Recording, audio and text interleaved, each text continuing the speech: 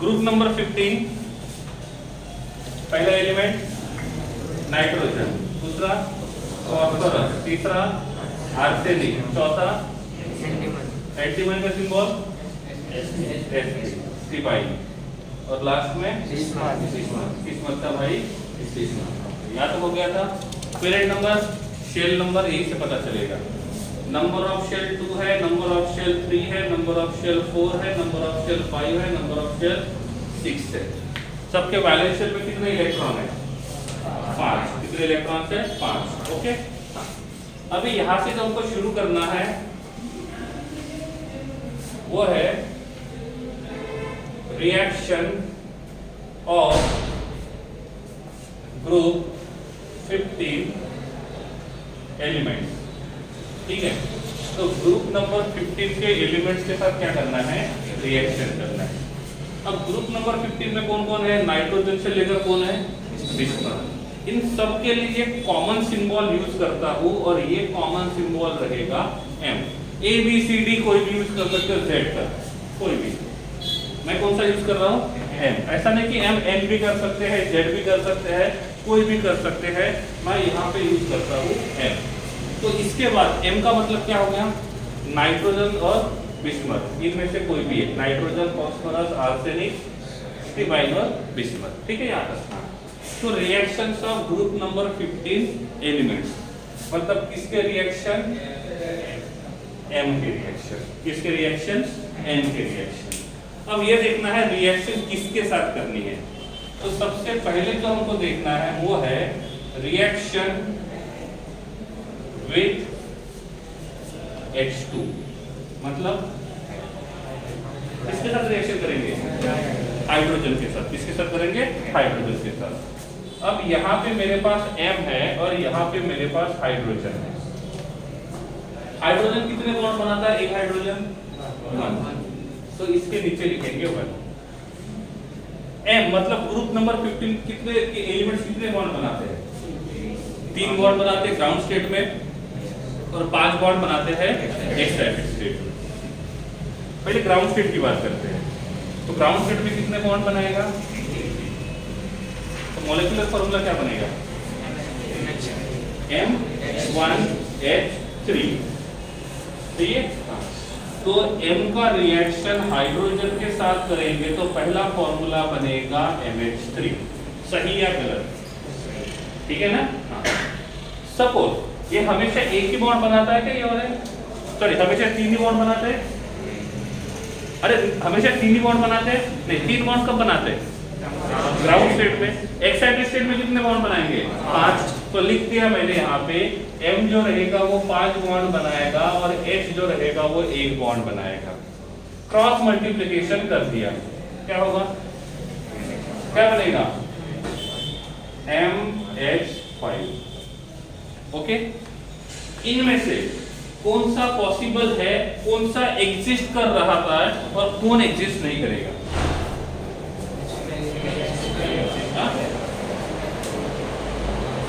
अरे मैं जो बोल रहा हूँ समझ रहे नहीं समझ रहे? यस और नो? इधर उस सिर में जा रहा है तो ऊपर से जा रहा है? पीटी। ओके, तो M जो रहेगा वो ग्राउंड स्टेट में कितने बॉन्ड बनाएगा? 3। और एक्साइटेड स्टेट में कितने बनाएगा? 5। समझ में आ रहा है? जब वो 3 बॉन्ड बनाएगा तो कौन से ऑर्बिटल यूज करेगा? Only p orbital. तो यहाँ पे ये ओनली p ऑर्बिटल यूज करेगा। जब ये 5 बॉन्ड बनाएगा तो कौन सी ऑर्बिटल यूज करेगा?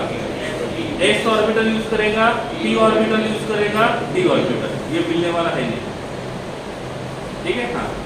तो ये कौन सा ऑर्बिटल यूज करेगा? s ऑर्बिटल, p ऑर्बिटल और d ऑर्बिटल। सही है, यहां तक डन? ओके। ये जो हाइड्रोजन है इसके पास कौन सा ऑर्बिटल है और इसके पास कौन सा ऑर्बिटल है? s।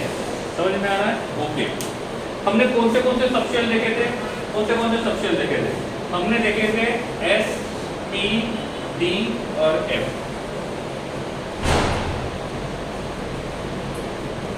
कौन से? S, P, D और F। कोई भी ऑर्बिटल खुद के साथ बॉन्ड बना सकता है। क्या बोला मैंने? कोई भी ऑर्बिटल खुद के साथ बॉन्ड बना सकता है और साथ में उसके साथ वो ओवरलैप कर सकता है जो उसके बगल में है। क्या बोला मैंने? इनमें से जो ऑर्बिटल है वो किस किस के साथ ओवरलैप कर सकता है? ये खुद के साथ ओवरलैप कर सकता है, साथ में उसके साथ ओवरलैप कर सकता है जो उसके बगल में है। एस खुद के साथ बॉन्ड बना सकता है, खुद के साथ ओवरलैप कर सकता है, ये पहली कंडीशन। दूसरी कंडीशन, एस के बगल में कौन है? तो एस पी के साथ ओवरलैप कर सकता है, यस। क्या एस और डी अगल बगल में है? नहीं, इसका मतलब एस का और डी का ओवरलैप नहीं होगा। क्या एस और एफ अगल बगल में है? अरे है या नहीं है? नहीं है, इसका मतलब एस और एफ का ओवरलैप नहीं होगा, सिंपल। ओके, मैंने बोला पी की बात किया, पी खुद के साथ ओवरलैप कर सकता है, तो कौन सा ओवरलैप हुआ? पी और पी।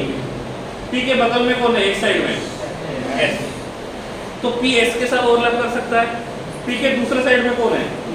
मतलब पी जो रहेगा वो पी के साथ कर सकता है, पी जो रहेगा वो एस के साथ ओवरलैप कर सकता है, पी जो रहेगा वो डी के साथ ओवरलैप कर सकता है, पी एफ के साथ कर सकता है ओवरलैप नहीं करेगा। समझ में आ रहा है? ओके, अब बात करते हैं डी की। डी किसके साथ ओवरलैप करेगा? पहले खुद के साथ, फिर किसके साथ? पी के साथ, फिर किसके साथ? एफ के साथ। डी एस के साथ करेगा? नहीं करेगा, क्योंकि अगल बगल में नहीं है। समझ में आ गया? तो कोई भी ओवरलैप किसके साथ करेगा? या तो खुद के साथ करेगा या तो अगल बगल वाले के साथ करेगा। दैट्स सिंपल, हो गया। अब यहाँ पे जो एस ऑर्बिटल है हाइड्रोजन का, वो किसके साथ ओवरलैप कर सकता है? एस के साथ। वो बी के साथ कर सकता है, यस। क्या वो डी के साथ कर सकता है? नहीं। इसका मतलब ये वाला मॉलिक्यूल जो रहेगा वो एग्जिस्ट नहीं करेगा, तो ये मॉलिक्यूल पॉसिबल नहीं है। समझा? क्या समझा? कि ग्रुप नंबर 15 के जो एलिमेंट्स है, जब वो हाइड्रोजन के साथ बॉन्ड बनाएंगे तो दो टाइप के मॉलिक्यूल बना सकते हैं। एक होगा MH3 और दूसरा होगा MH5। इनमें से कौन सा एग्जिस्ट करेगा? कौन सा नहीं करेगा? क्यों नहीं करेगा? समझ में आ गया है? 2 लाइन में लिखना है 30 सेकंड के अंदर, क्यों नहीं करेगा। तो रिप्लाई तो बेवजह चिल्लाना पड़ रहा है, तो पहले से गर्मी है और दिन ब दिन हम पतले होते जा रहे हैं, वेट कम होते जा रहा है। मेरा नहीं लग रहा है? वेट बढ़ रहा है? अरे कुछ तो बोलो, ये तो केमिस्ट्री का क्वेश्चन नहीं है। नमूने सर, हम हमारा नाम भी कुछ तो फिर भी नहीं बोलेंगे।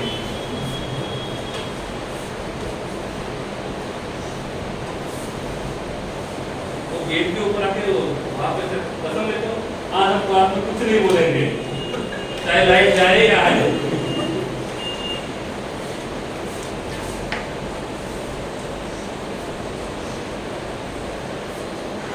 एक दो किसी का तो हंसने का आवाज आया, मतलब है मेरे सामने बैठा है, अच्छा लगा।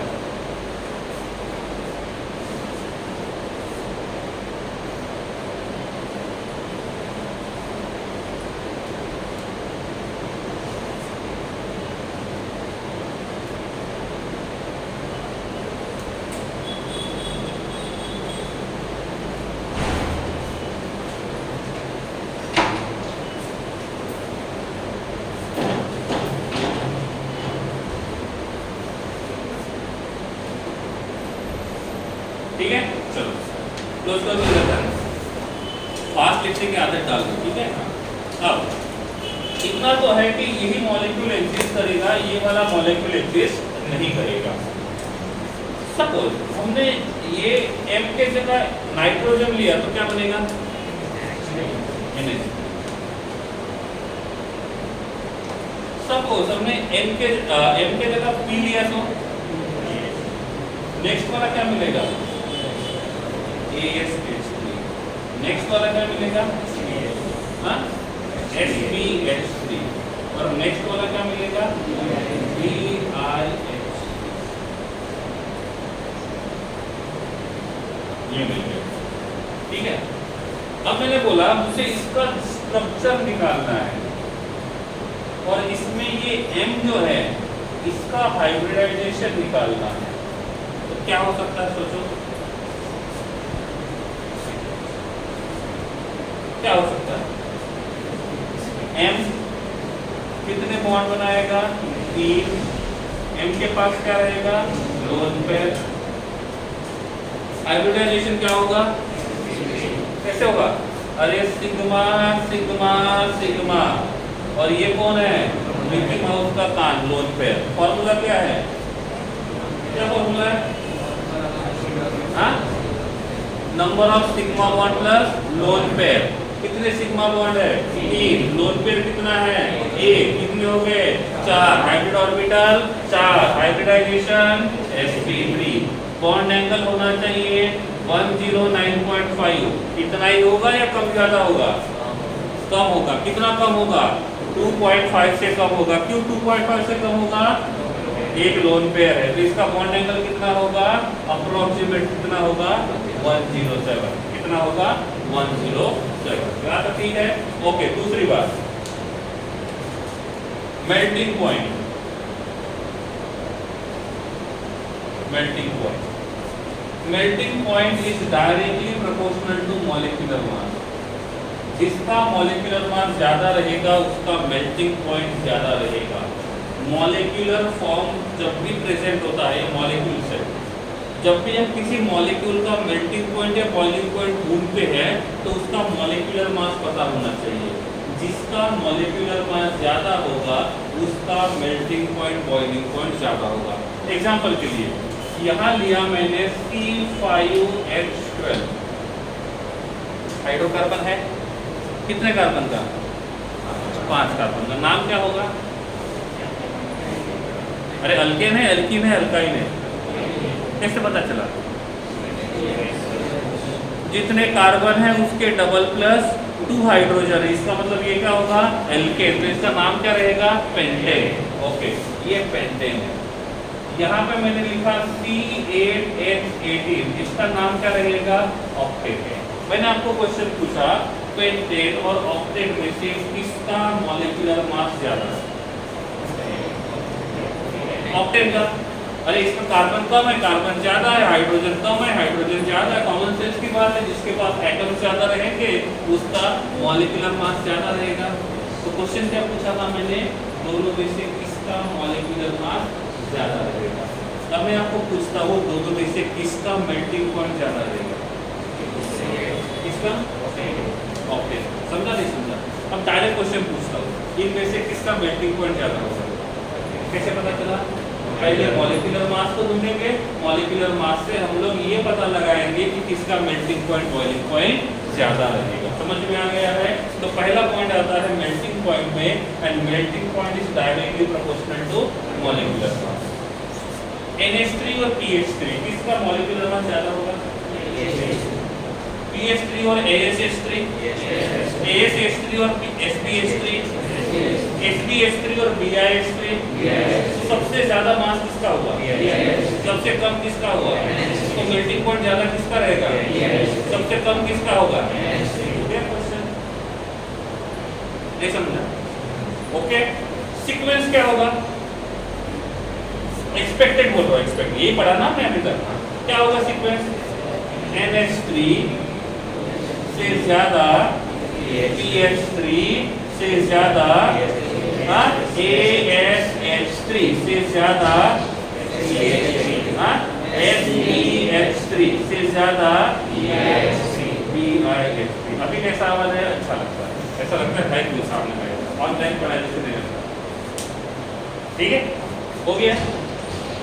ऐसा क्यों हुआ पूछूंगा तो आपका आंसर मिल जाएगा पक्का। किसी ने पूछा रीजन तो पता चल जाएगा, मॉलिक्यूलर मास ज्यादा है तो सिंपल सी बात है, उसका मेल्टिंग पॉइंट बॉइलिंग पॉइंट ज्यादा रहेगा। तो ये रहेगा हमारा मेल्टिंग पॉइंट बॉइलिंग पॉइंट का सीक्वेंस। समझ में आ गया है। जो भी समझा 30 सेकंड आपके पास है, आपका टाइम शुरू हो गया है।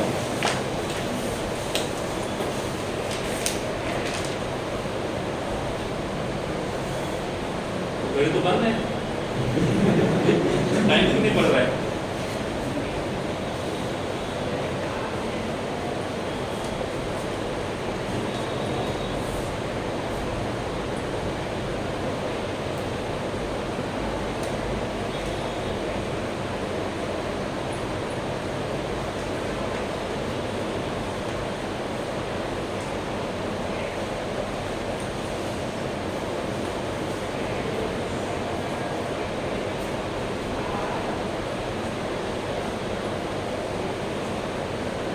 हो गए 30 सेकंड, कॉपी बंद कर दो, कॉपी बंद ही कर देनी है। अब एक बार क्या हुआ था, एक क्वेश्चन पूछा गया था जिसमें उन्होंने इनका मेल्टिंग पॉइंट का सीक्वेंस ऐसा लिखा था।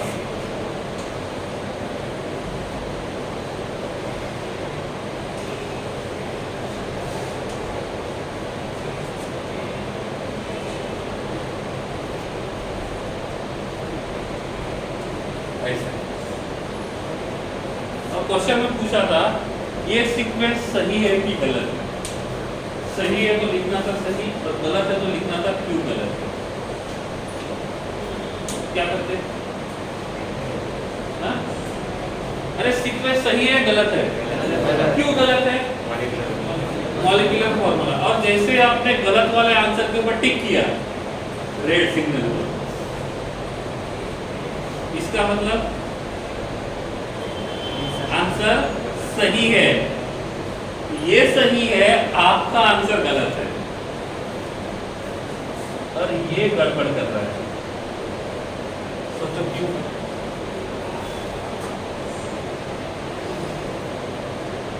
ये एक्सपेक्टेड था, ये एक्चुअल है। क्यों? व्हाई?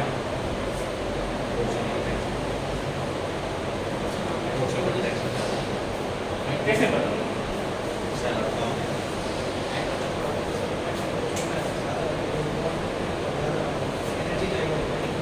तो पूरा उल्टा होना चाहिए ना, इसको ही उल्टा किया हमने।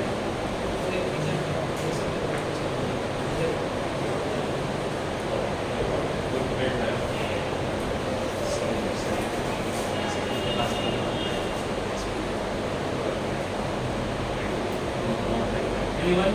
और कोई? Anyone? Okay. First of all, मुझे ये बताओ, ये जो मॉलिक्यूल है, ये वाला जनरल, ये वाला, इट वुड बी पोलर और नॉन पोलर। अरे टेंशन लेने का नहीं, सिंपल देखो कौन सा सिमेट्रिकल है क्या? अरे सिमेट्रिकल है क्या? सिमेट्रिकल में सेंट्रल के पास लोन पेयर नहीं होता, इसके पास है ना, इसका मतलब है सिमेट्रिकल नहीं है। और जो सिमेट्रिकल नहीं होता है ना वो पोलर होता है। सिंपल सी बात, कॉमन सेंस वाली बात है। तो ये मॉलिक्यूल जो रहेगा वो कैसा रहेगा? पोलर। अब ये मॉलिक्यूल पोलर है तो ऐसे ही दूसरे मॉलिक्यूल और इस मॉलिक्यूल के बीच में कौन सा फोर्स ऑफ अट्रैक्शन रहेगा? अरे ये एक पोलर मॉलिक्यूल है, ये मैंने एक MH3 लिया, ये मैंने दूसरा MH3 लिया, इन दोनों के बीच में ये भी पोलर है, ये भी पोलर है, कौन सा इंटरेक्शन रहेगा? अरे polar polar polar non polar, non polar non polar, तीन टाइप के इंटरेक्शन पढ़े थे, यस और नो? कब पढ़े थे? हाँ कब पढ़े थे? 11th में पढ़े थे ना। हाँ, पोलर पोलर में कौन सा होता है? Dipole dipole. नॉन पोलर में induce dipole induce dipole. Polar और नॉन पोलर में डाइपोल इंड्यूस डाइपोल। सही है? नहीं है? ओके, तो इनके बीच में जो फोर्स ऑफ अट्रैक्शन रहेगा वो कौन सा होना चाहिए? हाँ, डाइपोल डाइपोल। कौन सा होना चाहिए? Dipole dipole. ओके, अब मैंने पूछा एक जगह डाइपोल डाइपोल है और दूसरी जगह डाइपोल इंड्यूस डाइपोल है, कौन सा स्ट्रांग होगा? हाँ, डाइपोल डाइपोल। मैंने बोला एक जगह डाइपोल इंड्यूस डाइपोल है और दूसरी जगह इंड्यूस डाइपोल इंड्यूस डाइपोल है, कौन सा स्ट्रांग होगा? इन दोनों में से।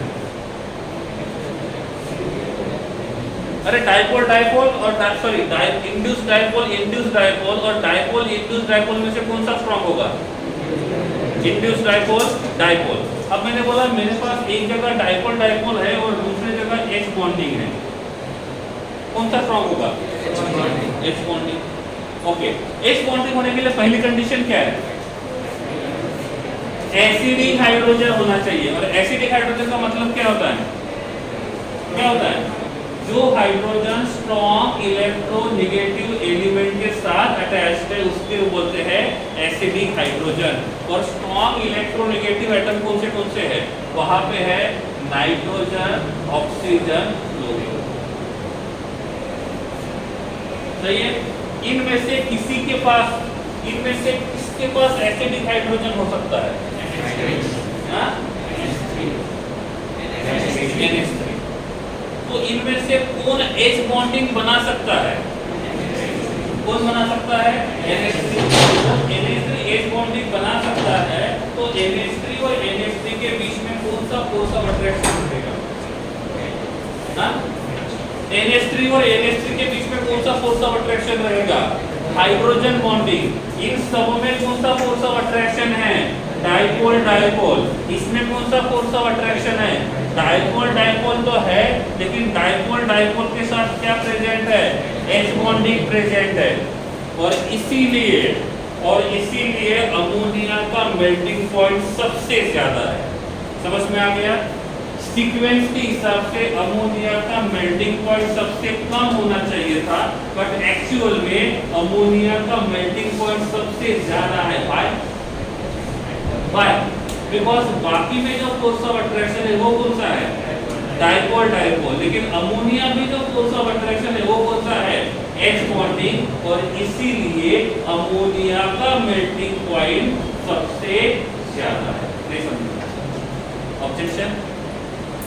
समझ में आ रहा है? क्वेश्चन कौन सा बन गया?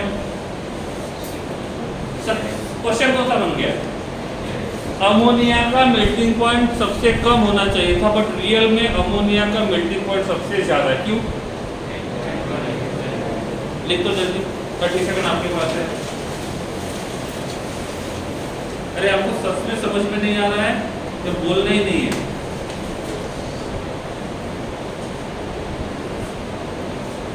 जो वो पहला दिन याद आ रहा है जब हम फर्स्ट टाइम आए थे ऑफलाइन, उस टाइम भी ऐसे ही करना पड़ा था। बोलो बोलो बोलो बोलो। अभी क्लास के बाद हम फिर देखो बोलना शुरू होता है।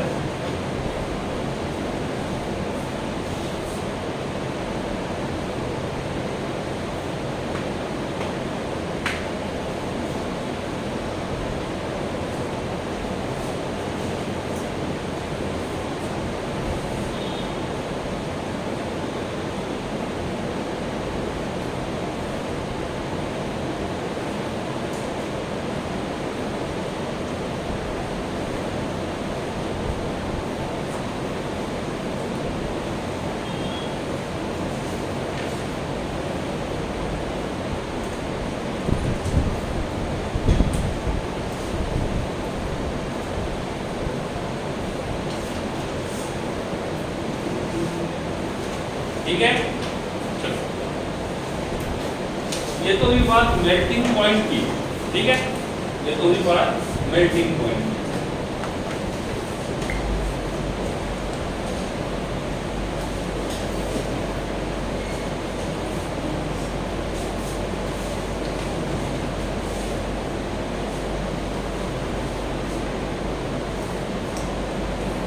सेकंड वाला जो पॉइंट है वो है बॉन्ड लेंथ।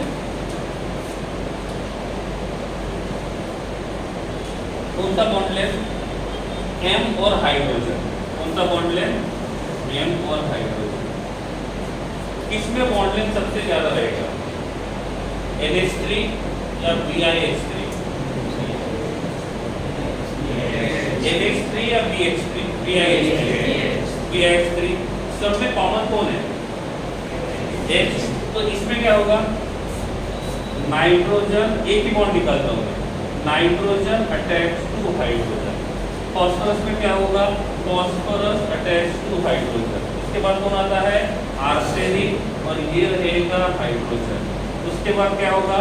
स्टीबाइन, और ये होगा हाइड्रोजन। उसके बाद कौन आएगा? बिस्मथ, और ये होगा हाइड्रोजन। समझ में आ गया? सब में किसका साइज कॉमन है? हाइड्रोजन। तो यहाँ पे भी हाइड्रोजन का साइज कॉमन है।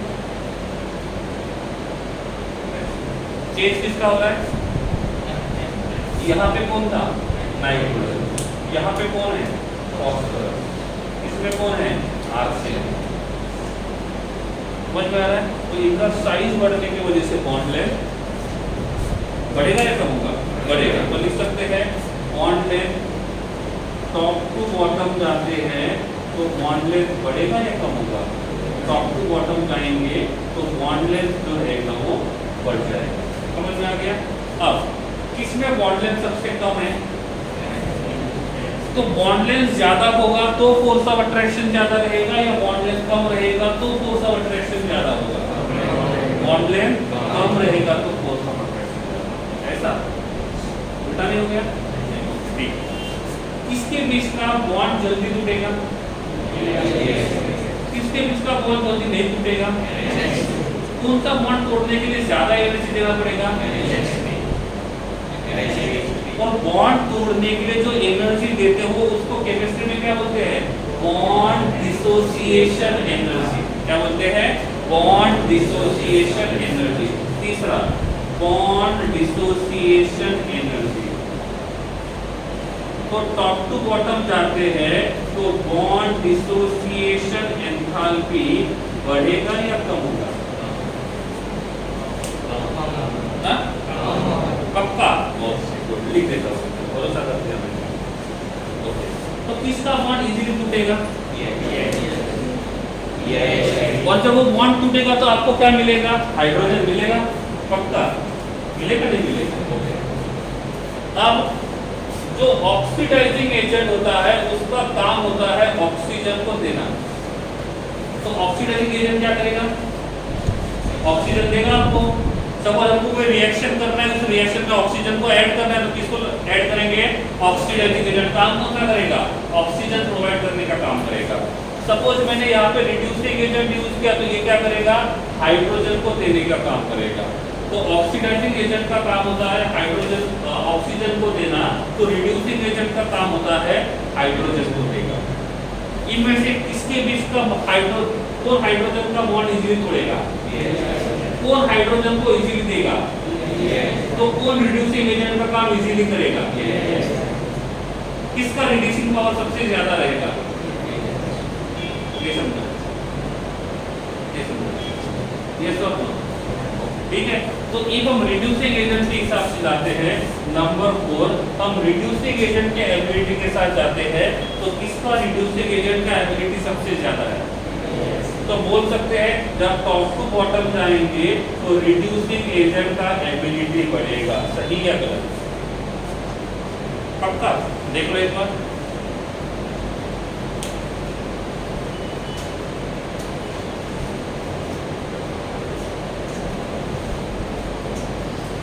डन? लिखो 30 सेकेंड है।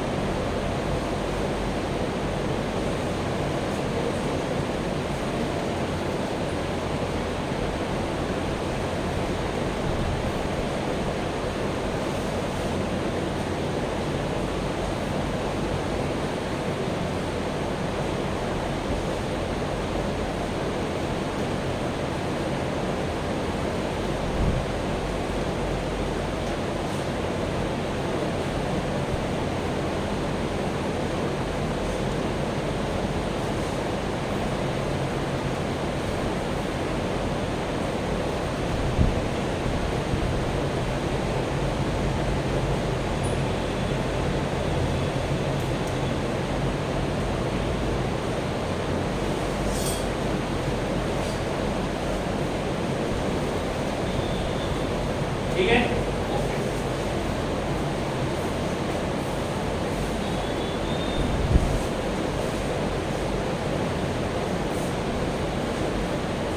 एक बार ऐसे ही एक इस टाइप का क्वेश्चन एग्जाम में पूछा था।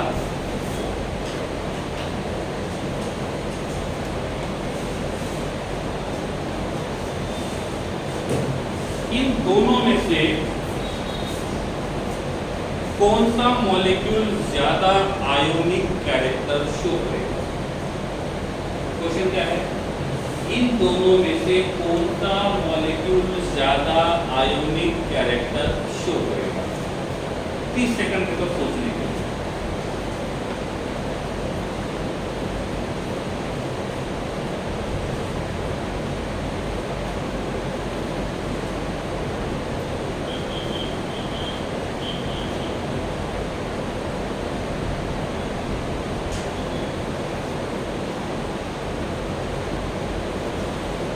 कितने लोगों को मिल गया?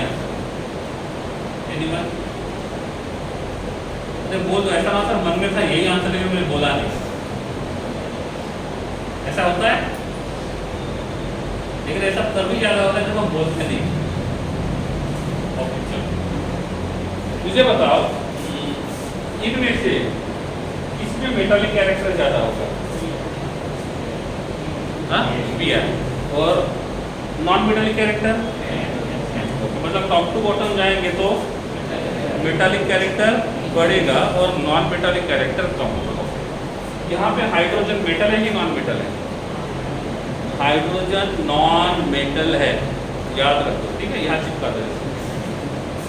अब मेटल और नॉन मेटल के बीच का जो बॉन्ड होता है ये कौन सा होता है? अरे आयोनिक बॉन्ड। और नॉन मेटल और नॉन मेटल के बीच का बॉन्ड कौन सा होता है? समझ में आ रहा है? अब इन दोनों में से किसमें मेटालिक कैरेक्टर ज्यादा है? तो नाइट्रोजन और फास्फोरस में से किसमें मेटालिक कैरेक्टर ज्यादा है? फास्फोरस में। और जिसमें मेटालिक कैरेक्टर ज्यादा होता है उसमें आयोनिक कैरेक्टर भी ज्यादा होता है, ठीक है, लिख देता हूं। मेटालिक कैरेक्टर बढ़ता है तो आयोनिक नेचर बढ़ता है। टॉप टू बॉटम जाएंगे तो मेटालिक कैरेक्टर बढ़ेगा या कम होगा? और मेटालिक कैरेक्टर बढ़ेगा तो आयोनिक कैरेक्टर बढ़ेगा। अब आपको पूछा गया इन सब में से कौन ज्यादा आयोनिक है, कौन कम आयोनिक है, कौन ज्यादा कोवेलेंट है? आयोनिक कम, कोवेलेंट ज्यादा, कोवेलेंट ज्यादा, आयोनिक कम, सिंपल।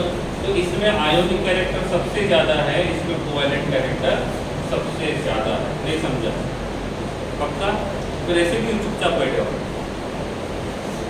अरे कुछ समझ रहा है? पक्का? ठीक है, तो ये किसके बारे में था?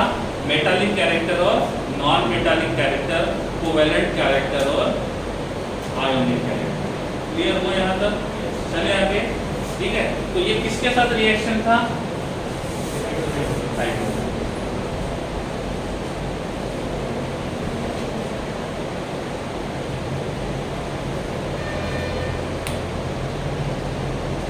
थोड़ा बहुत रिस्पॉन्स होगी ना तो अच्छा लगता है, हल्का लगता है थोड़ा सा।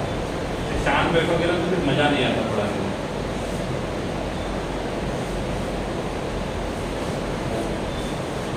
रिएक्शन विद ऑक्सीजन, तो क्या किया? M का रिएक्शन O2 के साथ किया। कितने मॉलिक्यूल्स पॉसिबल है और कौन से? सोचो, 30 सेकंड में सोचने के लिए।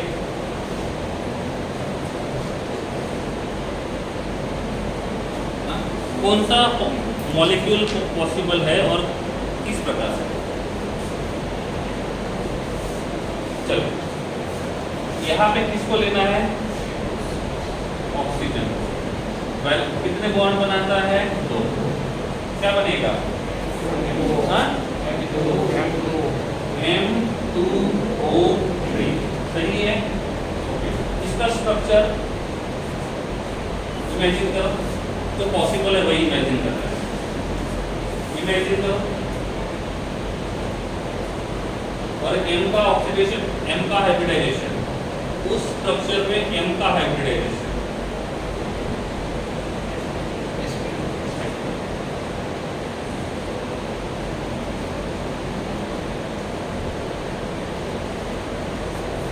वो कितने बॉन्ड बनाता है? 2। और M कितने बॉन्ड बनाता है? 3।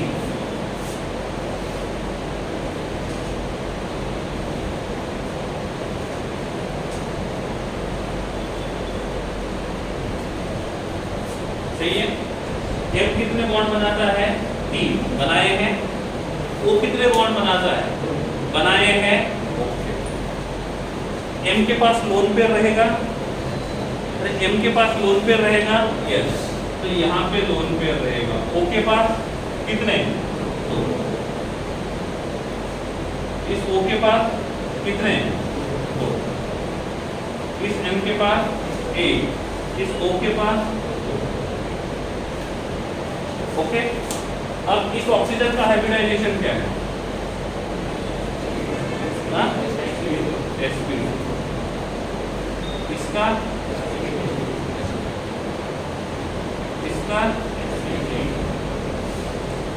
यहाँ पे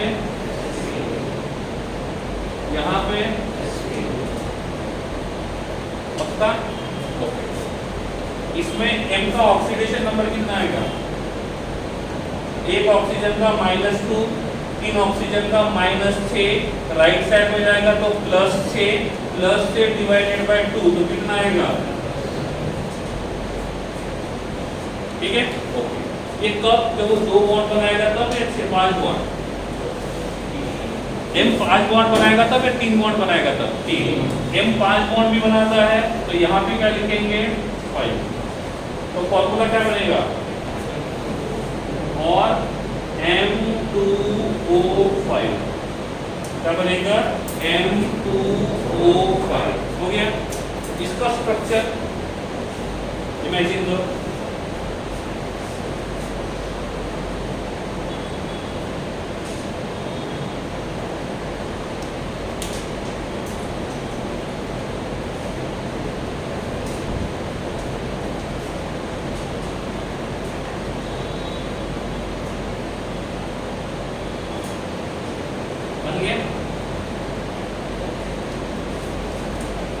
ऐसा पॉसिबल होगा? Oxygen double bond M attach to O M double bond O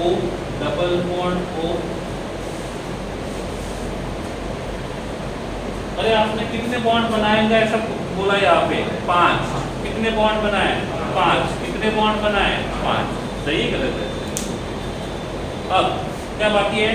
lone pair. Oxygen के पास है 2, इसके पास 2, इसके पास कहाँ एक रहेगा? 5 बॉन्ड बनाया ना उसने, अनुमान।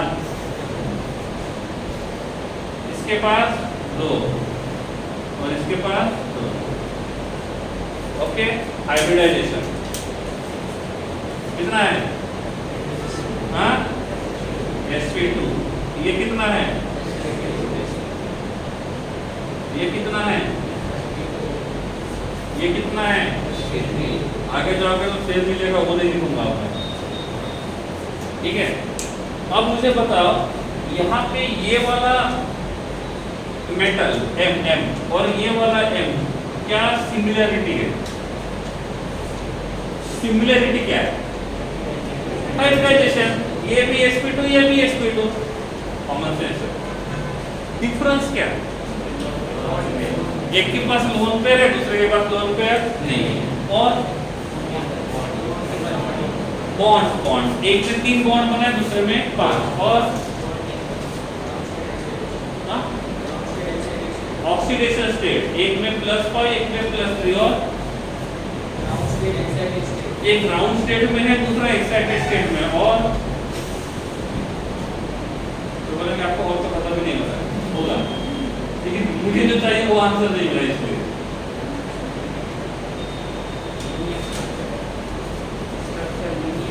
लीनियर ये भी नहीं होगा, लीनियर ये भी नहीं है, क्योंकि इसमें लोन पे है तो ये बैक रहेगा, नजदीक पहुंच गया आंसर से। मुझे जो आंसर रहेगा उसके आसपास पहुंच रहेगा, वहां तक नहीं पहुंचे। प्लानर नॉन प्लानर वो तो होगा, लोन पे रहे तो नॉन प्लानर होगा। ये पास में पहुंच गया था।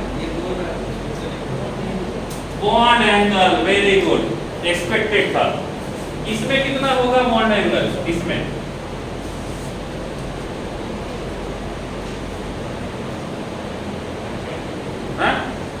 अरे इसमें बॉन्ड एंगल कितना होगा?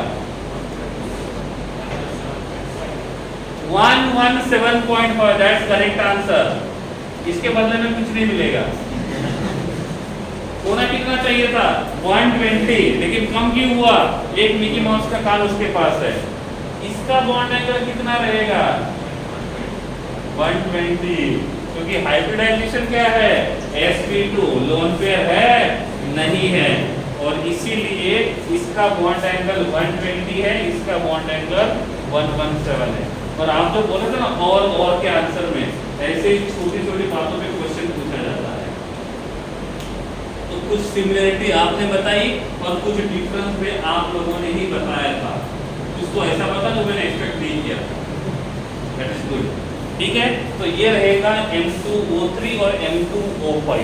माय क्वेश्चन इज दैट इनमें से जिसको पूछूंगा वही बताएगा।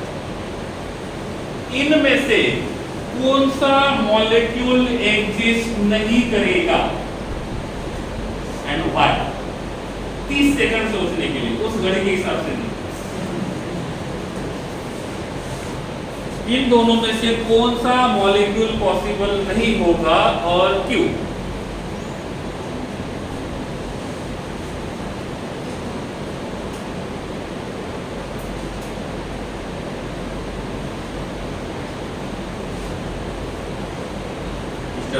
शुरू है ना रिकॉर्डिंग, ध्यान रखना।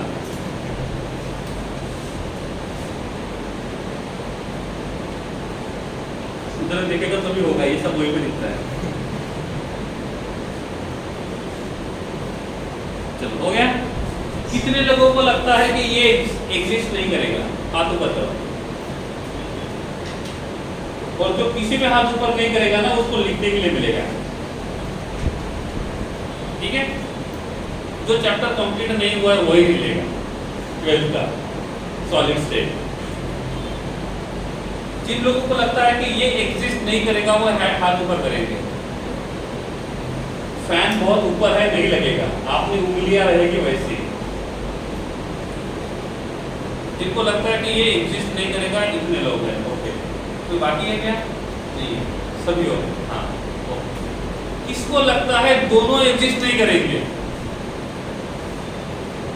किसको लगता है दोनों एग्जिस्ट करेंगे?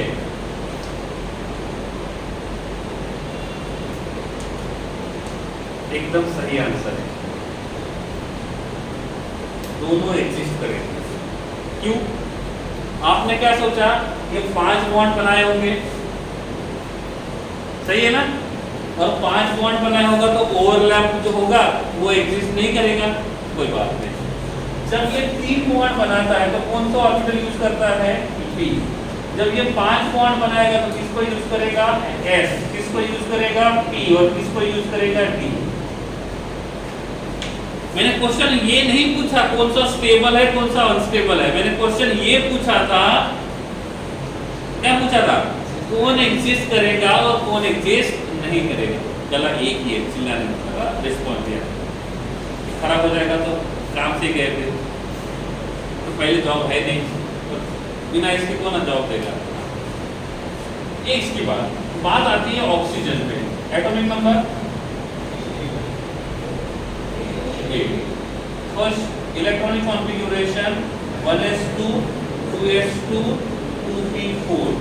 s के पास एक ऑर्बिटल है, p के पास 3 ऑर्बिटल है। ठीक है, इसमें क्या होगा? ये 2 इलेक्ट्रॉन और यहाँ पे 4 इलेक्ट्रॉन। ऑक्सीजन बॉन्ड बनाने के लिए किस ऑर्बिटल को यूज करेगा? p। क्या p और p का ओवरलैप हो सकता है? यस, ये तो परीक्षा पास हो गया, इसका एकदम कैंसिल नहीं हुआ। इसमें ऑक्सीजन के पास p ऑर्बिटल है, क्या ये s के साथ ओवरलैप कर सकता है? जी हाँ, सेक्शन 1 निकल गया। क्या इसके साथ ओवरलैप कर सकता है? सेक्शन 2 भी पास हो गया। क्या ये इसके साथ ओवरलैप कर सकता है? यस, ये भी हो गया, मतलब तीनों सेक्शन पास हो गया। इसका मतलब दोनों के दोनों मॉलिक्यूल एग्जिस्ट करेंगे। फंस गया आपका नाम। आपको लगा इसमें d ऑर्बिटल होगा, इसके पास p ऑर्बिटल है, ओवरलैप नहीं करेगा, ऐसा नहीं है।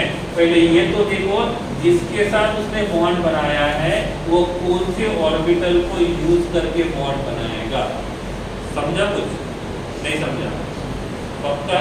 ओके, देख लो एक बार, कुछ नहीं समझा है तो पूछो, समझा है तो 1 मिनट आपके पास है कॉपी पेस्ट करने के लिए, नहीं समझा है तो पूछा करो। ठीक है, तो कॉपी बोलूंगा तो आंसर दे दूंगा, नहीं होगा तो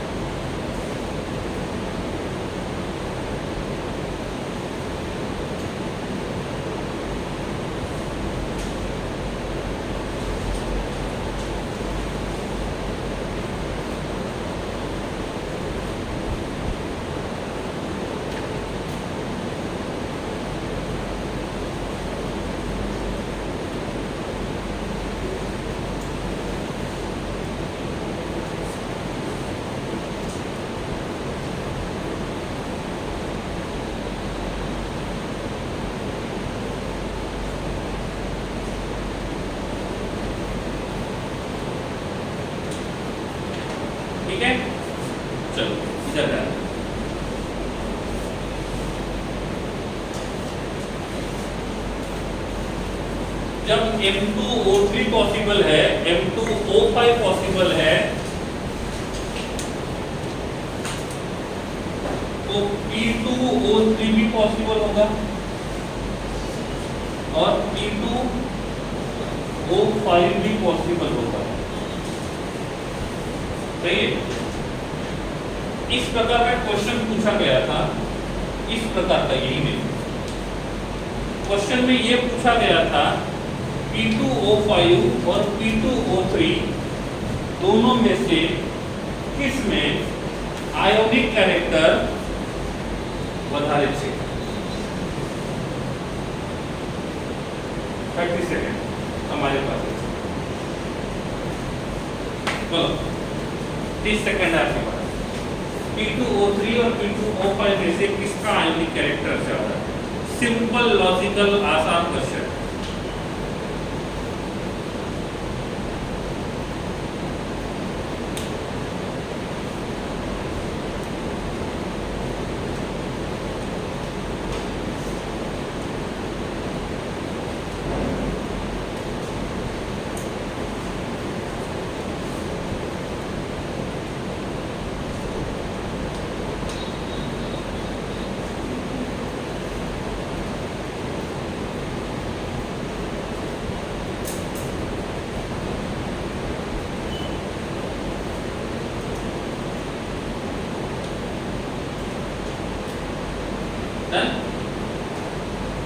इसको मिल गया आंसर? एनीवन? ओके, कैसे पता करेंगे? जो पहले पूछा गया था ऐसा क्वेश्चन, मैंने बोला आपको उसके साथ मिलकर सॉल्व करेंगे। बोलो। इसमें बहुत दिनों पहले एक हमने रूल पढ़ा था, वो रूल यहाँ काम आएगा। कौन सा रूल? वो वाला नाम फजान रूल। कौन सा नाम? फजान रूल। कैसे? इसमें ऑक्सीजन का ऑक्सीडेशन नंबर, एक ऑक्सीजन का माइनस, फॉस्फोरस का +3, एक ऑक्सीजन का -2, फॉस्फोरस का +4। इनमें क्या कॉमन है? कटायन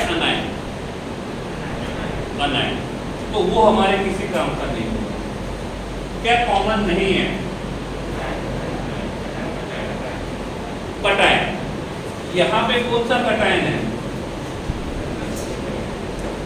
यहाँ पे कौन सा कटायन है? सही है। फजान रूल क्या कहता है कटायन के बारे में? जिस कटायन का साइज छोटा रहेगा उसका फोर्स ऑफ अट्रैक्शन ज्यादा रहेगा, उसका फोर्स ऑफ अट्रैक्शन ज्यादा रहेगा तो डिस्टॉर्शन ज्यादा रहेगा, डिस्टॉर्शन ज्यादा रहेगा, पोलराइजेशन ज्यादा रहेगा, पोलराइजेशन ज्यादा रहेगा, कोवैलेंट कैरेक्टर ज्यादा रहेगा और आयोनिक कैरेक्टर कम रहेगा। कौन कहता है? फजान रूल। भरोसा नहीं होगा तो पढ़ लेना 11th वाला और कॉपी निकाल के, ठीक है? तो ये कटायन के बारे में। अब क्वेश्चन इज दैट P+3 और P+5 में से किसका साइज छोटा या बड़ा रहेगा? फॉस्फोरस एटॉमिक नंबर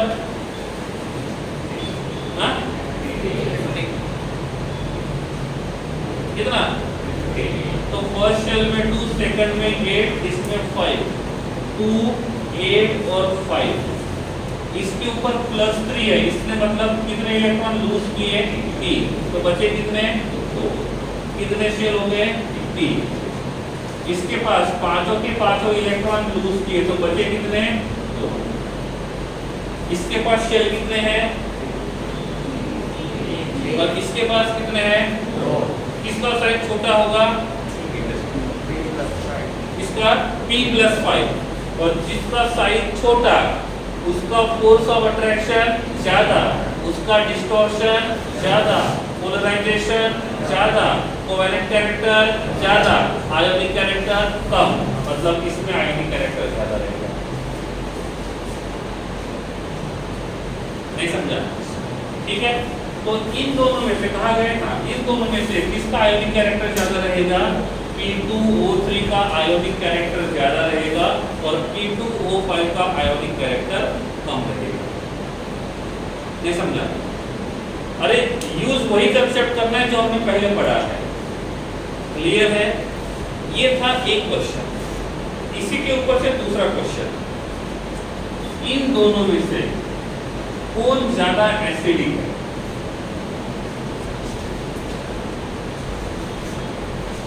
इन दोनों में से कौन ज्यादा एसिडिक है?